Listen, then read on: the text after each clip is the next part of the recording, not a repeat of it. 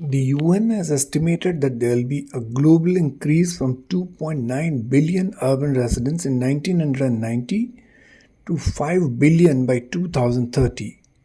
More than 50% of the world population will be living in urban areas, and most of the growth in urban population will occur in developing countries in Asia in small and medium sized cities in and megacities.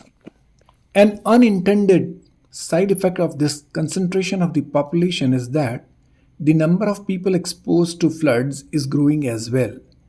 Since 1960, there have been a rise in the number of reported flood disasters events, and since the early 1990s, this has been more significant and can be attributed to early signs of climate change, though it might be influenced by population trends, urbanization, and land use changes. In 1900, 13% of the global population was urban, and in 2007 it has increased to 49.4%, occupying 2.8% of the global territory. In 2050, the global urban population is expected to grow by 69.6% of the world population. This will have a tremendous effect on the urban areas, compounding the existing problems.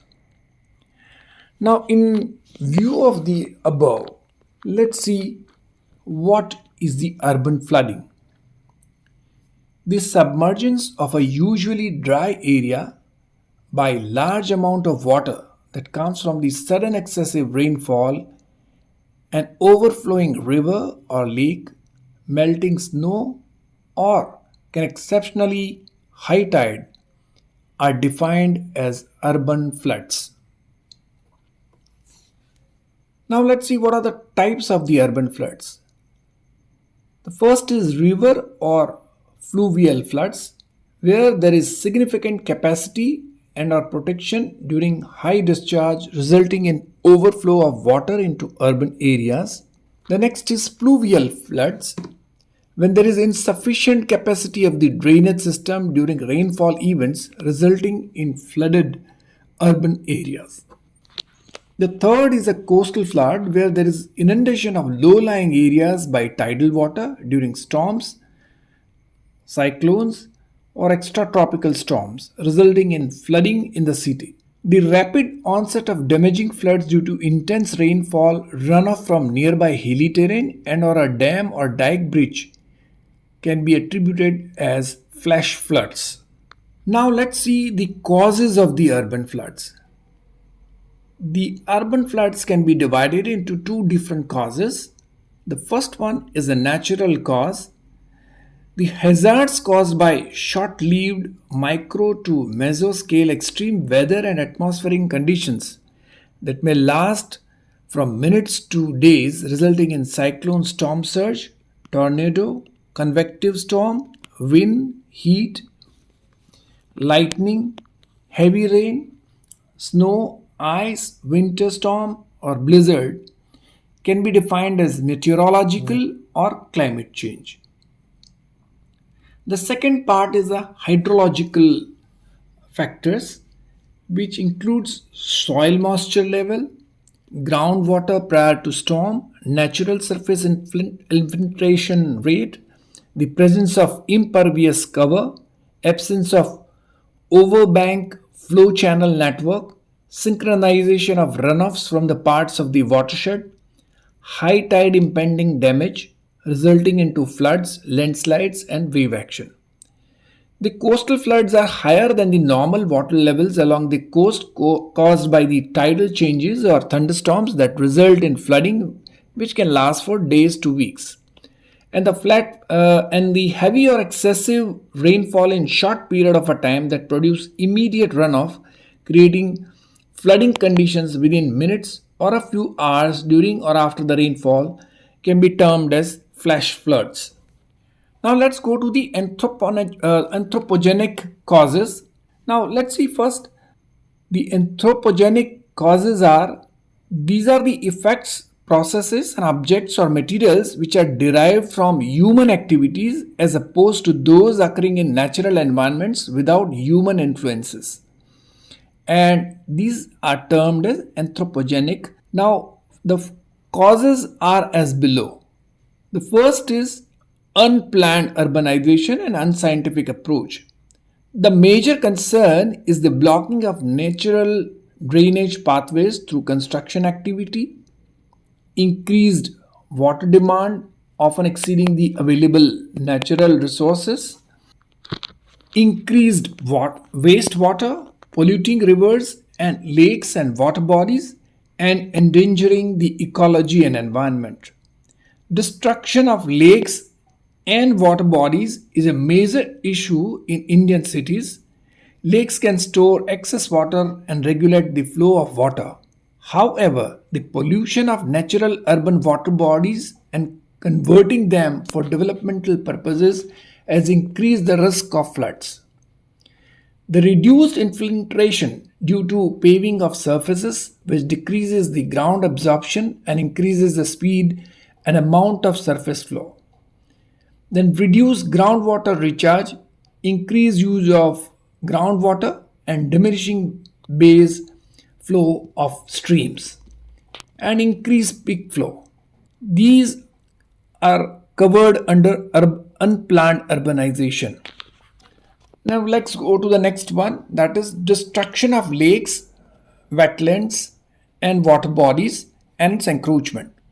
The encroachment on catchment areas, riverbeds, lake beds, and water bodies is a major offshoot of urbanization in cities and towns alike.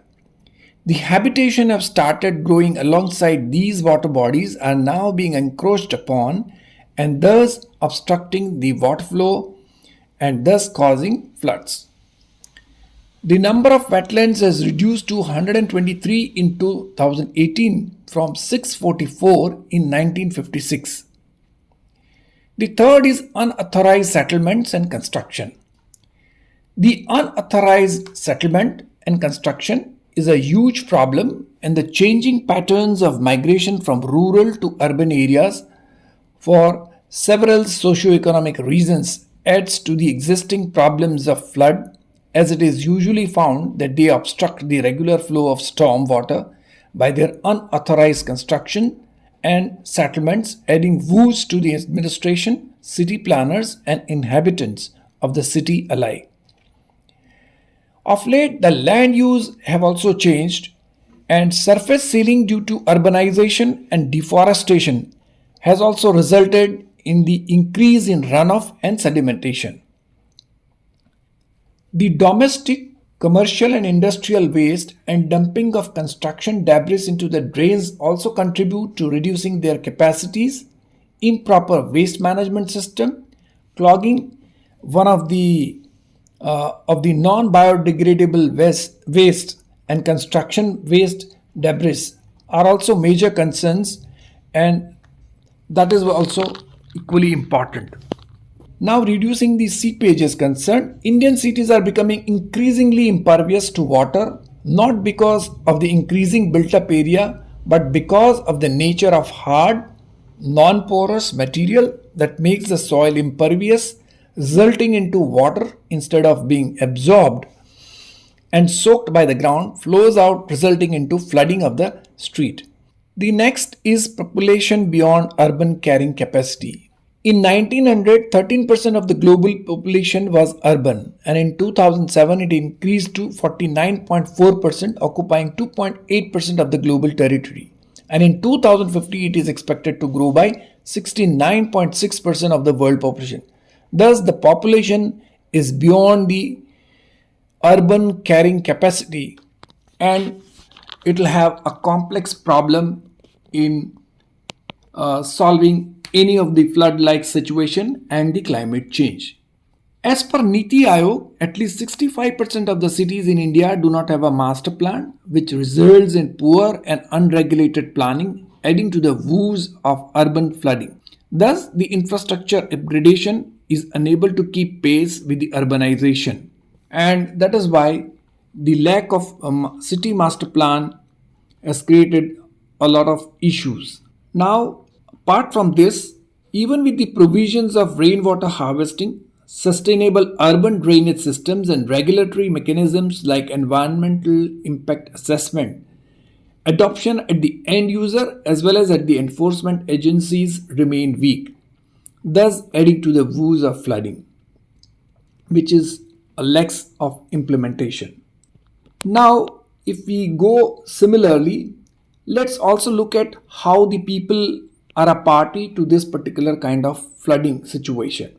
In spite of a large number of NGOs, civil society organizations, community based organizations, youth organizations at the times of flood or disaster, there is very little participation by these community organizations, and thus it becomes a challenge for the government with little and scanty human resources. Apart from this, there is also a effect of an urban heat islands. The heat islands are urbanized areas that experience higher temperature than outlying areas. Structures such as building, roads, and other infrastructure absorb and remit the sun heat more than the natural landscapes such as forests and water bodies. The heat islands effect causes higher temperatures in urban areas, increasing demand for air conditioning and cooling, resulting in increased energy consumption and higher electricity costs for residents and businesses. This increased temperature may provide a source of unstable air. If air over a city is warmer than the air surrounding it, it wants to rise. As the city warmed air rises, it cools and forms rain producing clouds that soak the area downward. Apart from this, whenever there is a sudden release of water from the dam which is upstream of the cities or towns may also cause flooding like situation. Now let's understand the impacts of the urban flooding. The impact on the human health and life. Due to urban flooding, there is a loss of human life and there is an injury. There is an increased stress and psychological trauma to the people, and the contamination of water supplies leading to vector-borne diseases. Thus, the urban flooding impacts on human health and life and makes the citizens' life very miserable. Then the impact on economy. It also damages the buildings, roads and other infrastructure. There is also a disruption of industrial output, disruption of utility services, impact on archaeological sites, and post-disaster rescue and rehabilitation adds to the financial burden on the government, and also there is a disruption in demand supply in the market. Overall, there is an impact on economy during the flooding like situation. Now, it also impacts on the environment. There is a loss of tree cover and loss of habitat. There is an impact also on the domestic animals like cow, buffalo, sheep, goat, etc. An impact on animals in the zoo and stray animals.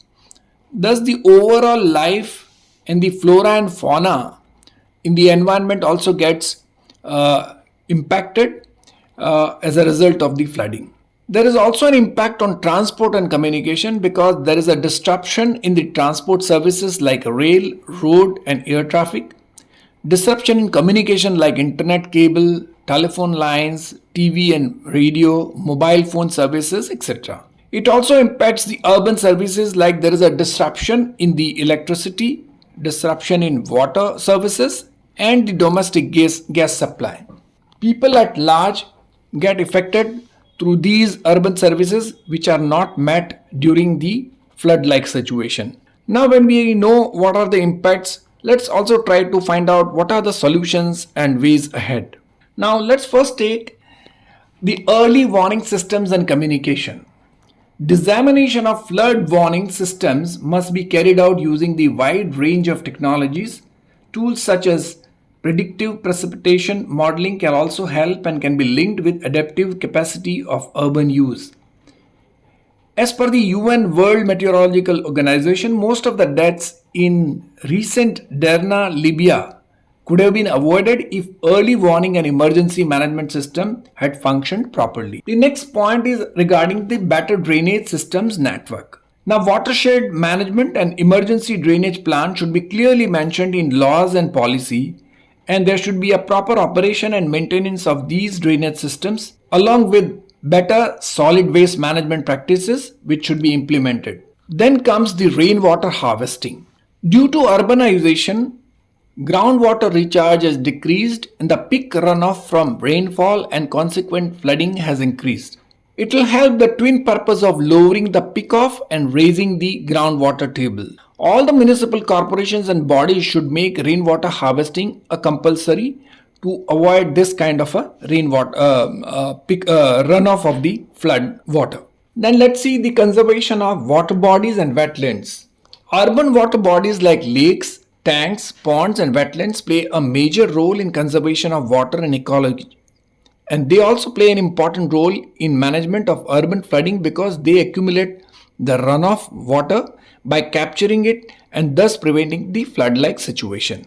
Now, as per the architecture and the urban design is concerned, there are water-sensitive urban designs. So let's talk about that. Now, urban design is an element of architecture, planning, and landscape architecture. In post-carbon climate-responsible world, the water-sensitive urban design takes a new meaning. It places emphasis on three urban water streams, that is drinking water supply, wastewater, and storm water.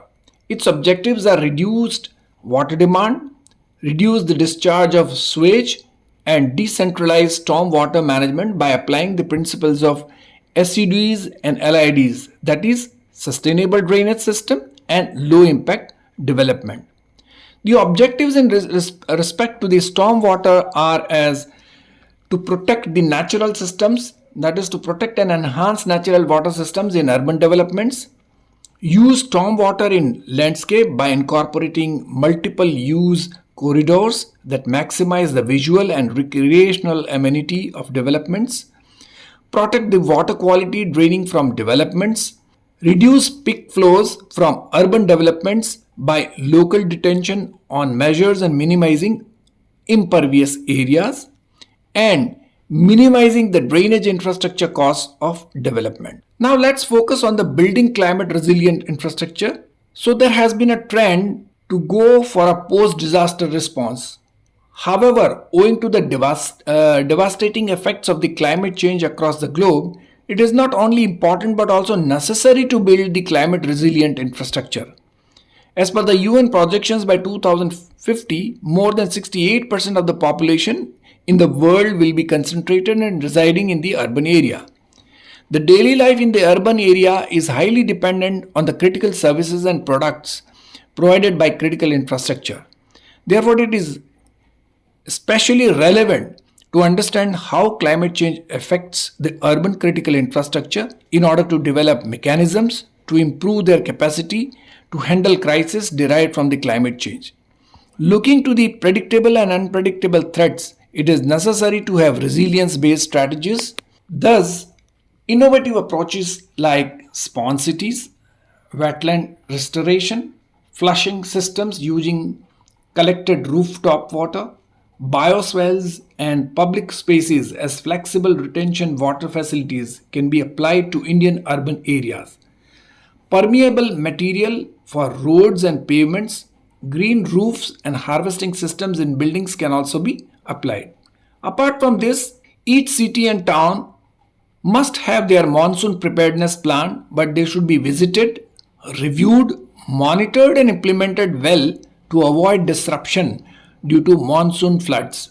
Each city should have their flood mitigation plans strongly embedded with the overall land use policy and master planning of the city. Let's also look at the spawn city and how to construct the spawn cities. With the rapid climate change, the hazards like floods are increasing along with other hazards. Asian cities are struggling to accommodate rapid urban migration and development is encroaching on the flood-prone areas. Groundwater over-extraction, waterway degradation, and urban flooding are forcing China's cities to address a vicious cycle. Sprawling urban development and use of impervious material prevents soil from absorbing rainwater, resulting in runoff water and floods. China's Pond City initiative aims to arrest this cycle through the use of permeable surfaces and green infrastructure. China launched this in 2015 in 16 cities, and now the same has been increased to cover almost 30 cities across the China. Thus, the initiative seeks to reduce the intensity of rainwater runoff by enhancing and distributing absorption capacities more evenly across the targeted areas. This approach not only reduces flooding but also enhances water supply security. The case of Lingang, a planned city in Shanghai's Pudong district, illustrates this type of typical spawn city measures. These include rooftop covered by plants, scenic wetlands, for rainwater storage and permeable pavements that store excess runoff water and allow evaporation from temperature moderation. The project is a collaborative effort among city regulators, property owners, and engineers.